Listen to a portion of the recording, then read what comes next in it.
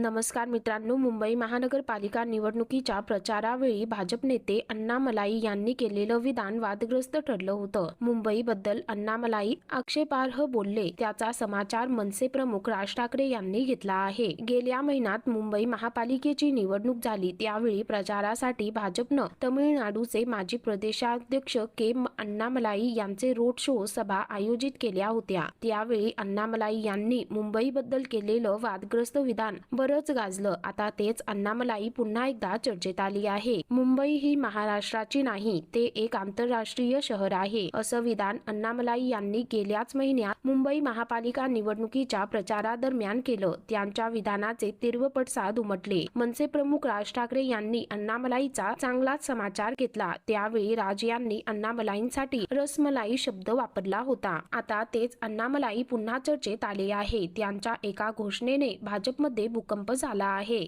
IPS अधिकारी राहिलेल्या अण्णामलाई यांनी सरकारी नोकरीचा राजीनामा देऊन राजकीय कारकिर्दी सुरू केली. भाजपमधून त्यांची राजकीय इनिंग सुरू झाली. आता याच अण्णामलाई यांनी एक मोठी घोषणा केली आहे. तमिळनाडूत येत्या काही दिवसात विधानसभेची निवडणूक होणार आहे. त्याआधी अण्णामलाई यांनी निवडणुकीशी संबंधित जबाबदाऱ्या सोडत असल्याची घोषणा केली आहे. ही घोषणा केल्याने संपूर्ण राज्य भाजपमध्ये भूकंप झाला आहे. कौटुंबिक कारणामुळे ब्रेक घेत असल्याचं अण्णामलाई यांनी सांगितलं आहे. अण्णामलाई यांच्या या घोषणेनंतर राज्याच्या राजकारणात एकच चर्चा रंगली आहे. तर मित्रांनो, एकंदरीत संपूर्ण प्रकरण पाहता या संदर्भामध्ये तुमची काय प्रतिक्रिया आहे, खाली कमेंट करून नक्की कळवा.